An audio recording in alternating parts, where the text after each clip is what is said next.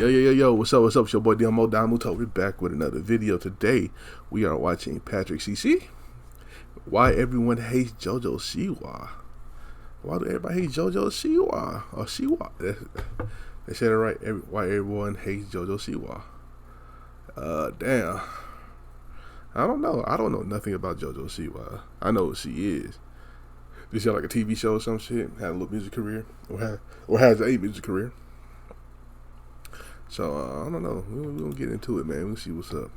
One of the biggest challenges of the child star curse is transitioning from their youthful identity to adulthood while still appealing to and respecting their young fan base. JoJo Siwa has recently faced major backlash for her attempted switch from a bright-eyed, smiley, and colorful tween role model to a rebellious, edgy, and provocative pop star. But the animosity towards JoJo is understandable, because this transition is obviously disingenuous. Today, I am going to break down exactly why JoJo Siwa's transition is failing miserably and prove that even she doesn't believe in her new bad girl persona. For Siwa's entire life, she was known as a positive, hardworking, and charismatic dancer who rose to fame through the hit Lifetime reality TV show Dance Moms. JoJo used her youth fame to grow her YouTube channel and social media presence. At nearly 13 years old, Siwa released her hit single Boomerang, an upbeat song that addresses childhood bullying. The song would go on to earn a 2x platinum certification, and the music video has accumulated over 1 billion views. From there, the 14-year-old signed to Nickelodeon, appearing in children's television shows like Bizaardvark and The Thundermans, as well as various television specials and award shows. She became a modern Nickelodeon superstar, releasing various songs, TV shows, TV movies, and performing sold-out concert tours in stadiums around the world. She even launched her own merchandise line of JoJo's jumping Bows. like that, low-key. Hold on, let's go back. Sold more than Let me know. Hold on, that was funny. No, hold on, no, this is crazy. What song she got where she doing this with the microphone stand too? That's crazy. Y'all let me know down in the chat. What song she got where she got to do this jump right here?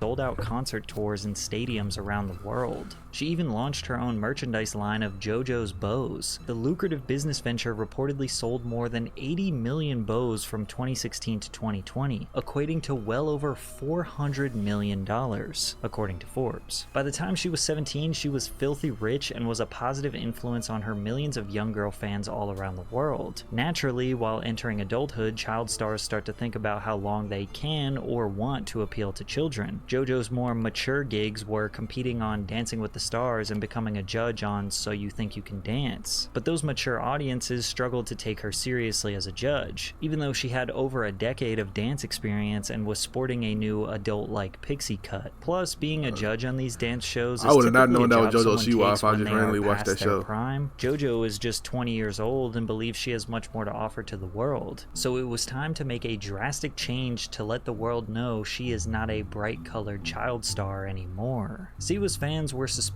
of her transition while she began rolling out her newest single, Karma. In February of 2024, JoJo posted a photo of her wearing all black and seemingly tattooing her entire left arm. She also posted a video on TikTok showing those tattoos, which were fake, by the way. Shortly after, she posted a series of 9 photos on Instagram, each with one-word captions that, in order, read, "See you in 1 month. Remember, karma's a bitch."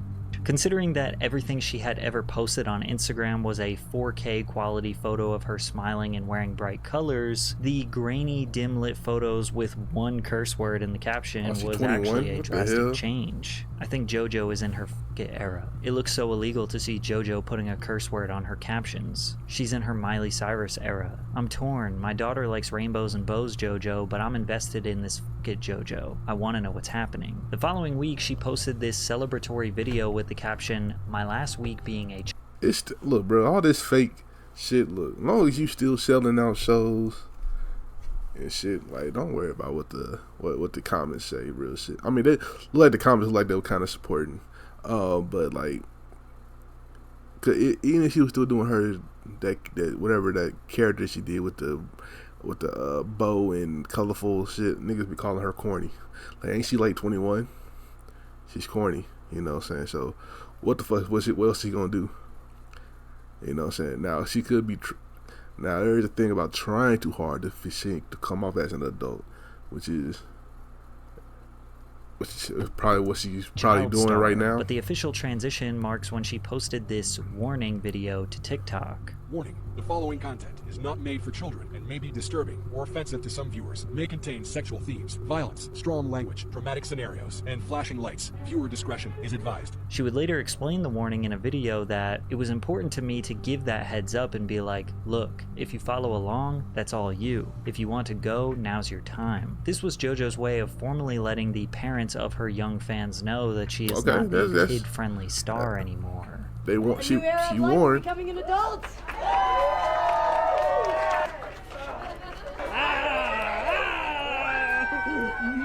How many tits are gonna pop out today? Nobody knew yet what was coming, but JoJo claims her transition would be shocking. That's been my most massive inspiration is no one has made this dramatic of a change yet. No one has made, in my generation, this extreme of a switch. And I am the first in the generation. It is very scary, but someone's got to do it. Now, I'm not really sure what counts as JoJo's generation, but she was making some huge claims here. What could this extreme switch be? When she finally teased the intro of her song, the comments absolutely eviscerated her. But before we dive deeper, have you ever Googled your name and seen yourself on one of those strange sites that has too much information? Let aura.com/PatrickCC to start. Thanks, Aura. When JoJo Siwa finally previewed her highly anticipated song, people in the comments were ruthless. It sounds like Spotify ads. Damn. Is this literally Lab Rats music? It sounds like Fortnite default emote music. This is Party Rock Anthem. The beginning of her song starts out with the lyrics, I was a bad girl, I did some bad things. And she also says that she was a wild child, which just led to more and more negative reactions in the comment sections. The song was most definitely viral before it even got released, but not because people were dying to hear it. It's because people were making fun of it. Yet JoJo claimed that something crazier was still going to happen. Everyone's been talking about the song, oh, this about the song, that about the song. No one's even questioned the music video yet. I'm about to start sharing some things from the music video, and that's where shit gets real crazy. But then when she started sharing the music video snippets, I guess the craziness was supposed to be the sensual dancing, or maybe this Blades of Glory inspired outfit, or maybe the Kiss inspired makeup, or maybe that the setting is on the island above Bikini Bottom. That's wild.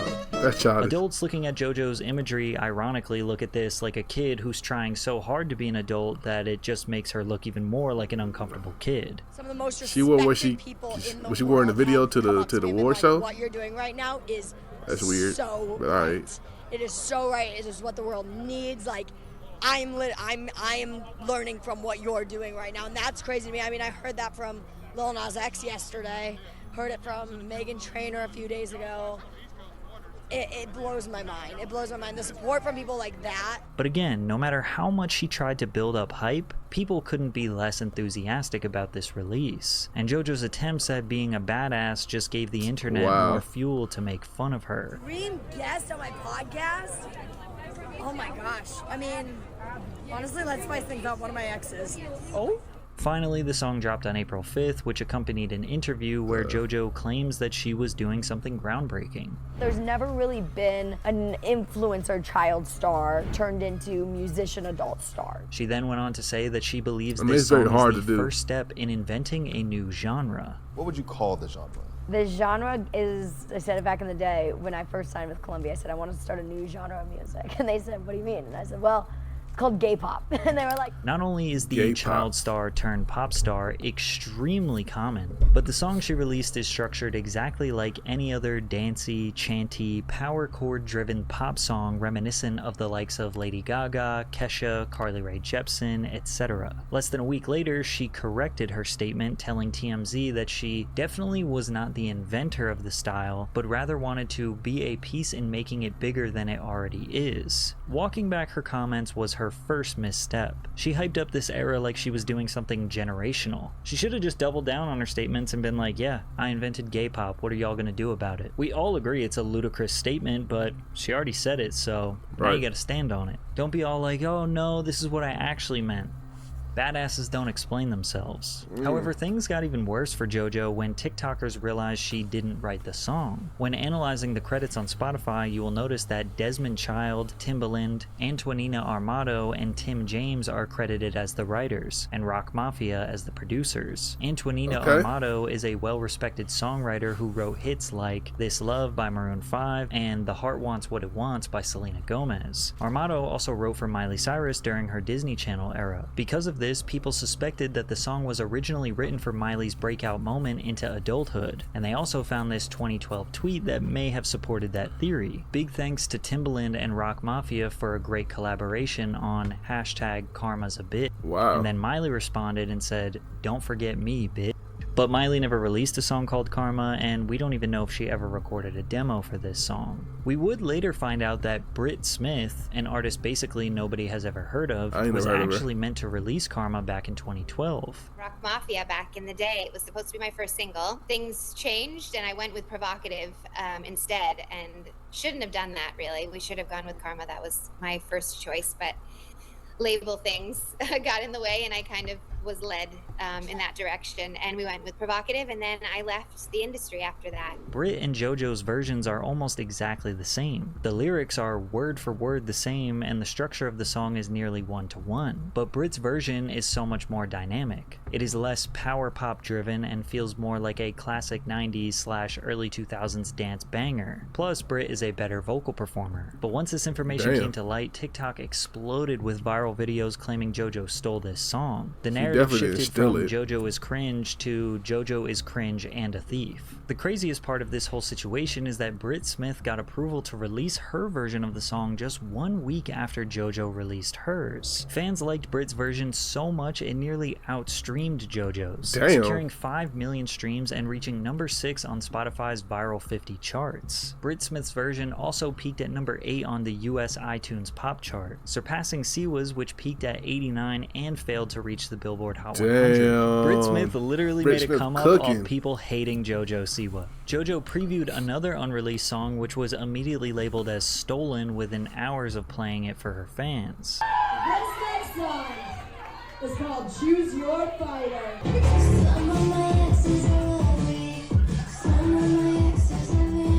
TikTok users immediately remembered a different artist called Emmeline who previewed the exact same song in 2022.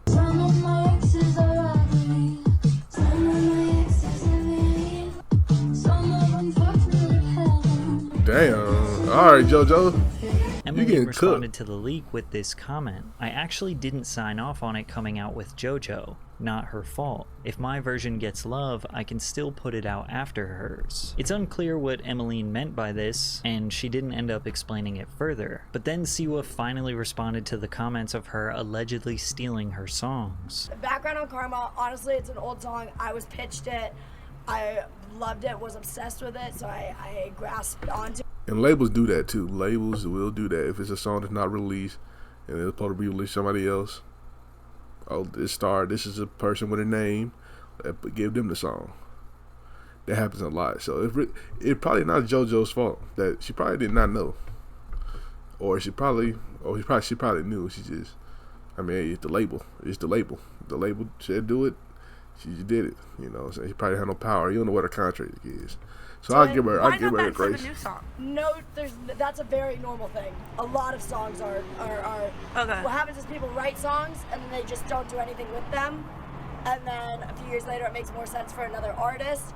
Did you steal it from Britt Smith? I did not steal anything. There's no such thing as stealing. No, I've seen that thing about the one Choose Your Fighter, one of my other songs. But no, that's the same situation. Somebody else did write it. I did not write the song.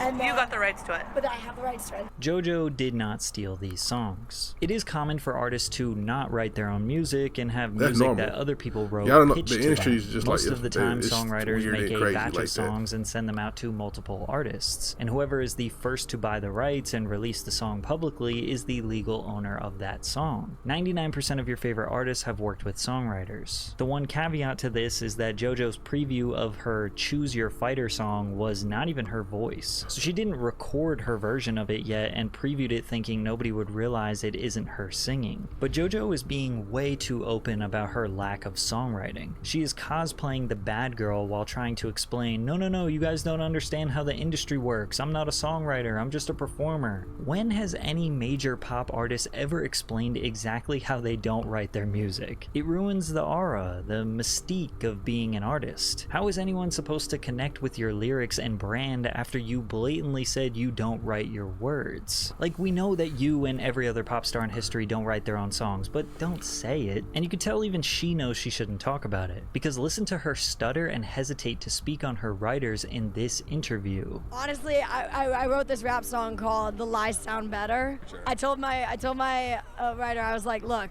faster than Busta Rhymes. I was like, challenge me. But the main reason why nobody is taking her seriously is because she is trying to push this bad girl era, but everything she does just proves that this persona is not genuine. Firstly, let's just get this out of the way. The Kiss-inspired makeup has to be the least authentic thing any rebellious person would ever do. Then again, it's perfectly fitting because Kiss was basically a glorified children's band. Their music was considered badass and rebellious if you were ages 8 to 13 in 1975, which are likely the ages of people that currently think JoJo Siwa is badass and serving rock star She's so looks. fucking badass, JoJo expressed that her goal was for her bad girl moment to be reminiscent of Miley Cyrus's bangers moment. When I was 8 is when Miley had her bangers moment, and I was like, all I want is to have that one day. Like, hey, look, we didn't like that moment either. We did not. Look, what she did with that song. In the club, high on perp with some shades on, tatted up mini skirt with my J's on. That song low-key was hit. Hey, that song low-key slap. I ain't gonna that song low-key slap. But we did not like the era of Miley Cyrus, guys. We did not. She got ridiculed too, but I don't know. I don't see nothing about JoJo Siwa on my timeline. So I want that. And honestly, since must I be was some like white people 15, shit. like I don't know. my whole like inner circle has been like talking about it and like getting excited for it. JoJo even copies Miley's signature tongue out pose, which, if you can believe it, was controversial in 2013. And yeah, Miley is definitely a legend, but it's important for JoJo to recognize that Miley was actually bad. Like, Miley was smoking salvia out of bongs, twerking on Robin Thicke at the MTV VMAs, wearing basically no clothing for all her public appearances in 2013. She was taking extreme risks and got so much backlash for it. The fans, the media, and other celebrities called her trashy, a stripper, pathetic, every horrible name to rebuke her antics. And Miley did not care to explain herself nor satisfy anyone. She just kept doing her thing because she felt so trapped behind the child star brand for years. Miley constantly detailed in interviews how she resented the Hannah Montana character. She hated wearing the wig. She hated doing the press. She felt like a fraud to her young fan base. Miley was trying to do whatever she could to escape the Disney image, even if it meant losing her young fans and the financial benefits that came with it. She even had a multi-million-dollar merchandising deal with Walmart in the works that she lost due to her antics, and she did not care. You could say in hindsight that what she was doing was trashy, but it was at least authentic. It seems like JoJo is talking up this transition more than fully diving in. Was it authentic? Even the tattoos on her arm were fake. Well, most of them were. Just furthering the idea that she is half committed. She seems half committed because maybe she doesn't want to lose all her previous fans that made her a multi-millionaire. Remember, she sold $400 million in bows. Maybe she thinks she will be able to draw on her face, do a promiscuous dance, and sell $400 million in records. But music is way different than TV or even dance. It's not even about talent. It's about depth, lifestyle, attitude, parasocial connections through lyrics and mystique, all of which are extremely difficult to fake, and people know JoJo is not actually a badass. Like, look at this video of what she claims is a reckless or unhinged statement. The last few weeks, the internet has definitely made me feel like I'm a f***ing psychopath. I realized something. I am a f***ing psychopath. And this is some shit that only I can do. She really thinks calling herself a psychopath is some rock star shit. She already refers to her music video as iconic. JoJo seems to lack the understanding that she doesn't get to declare herself as badass and iconic. Other people have to do that for her. It's like declaring yourself a legend or putting yourself in the Hall of Fame. You don't get to do that. Other people determine your public perception. It's like she wants the credit before ever putting in the work. Plus, she has the money, time, and resources to actually put in the work. put in the 10,000 hours to grow and change into the artist that she claims she can be. Like I said, I will never ever claim to be a singer. Yeah. But I will claim to be an artist. Okay. I am giving the world art. And call her they daddy. might That's not the like YouTube it. channel. What the fuck? They might hate it, but they're enjoying it. And it's become a bit of a guilty pleasure for everyone. But she likely has agents, managers, and yes men saying, no, you can do this. You can be whatever you want. Yeah, wrap your Lamborghini Urus with PNG cutouts of your face. That's what all 20-year-olds wish they could do. But easily the one thing she did that diminished all her credibility during this transition is straight up admit that she was never bad. I got pitched this song, Karma. And its first word is, I was a bad girl. And I was like, oh, it's a good song. I was like, but I can't say that. I can't say I'm a bad girl. I'm not. I was 18, fresh off of my Dream the Tour. And I was like, I can't say I sang Every Girl's a Super Girl last week. Like, I can't sing I was a bad girl this week. It doesn't work. How is anyone supposed to believe in your new image when you don't even believe in it yourself? Damn, Patrick, you went in on that, bud. You know, damn, what she do to you? Not a flying, but shout out to JoJo Siwa, bro. I don't know how to. I guess I mean, we've seen countless of times that it's pretty hard to lose that kid image. But I mean, I guess you got to keep working at it. Eventually, some celebs figure it out and some don't. You know, man. You're not heading to the right direction on doing that, JoJo Siwa. So you got to figure something out. You know what I'm saying? I don't know how to do it, but don't try so hard to do it. You know what I'm saying? Anyway, shout out to Patrick CC for this video. Make sure you like, comment, and subscribe. Make sure you check out the last Patrick CC video right here. Check out another video right here. Make sure you smash the like button again. And I'll catch you next time. Peace.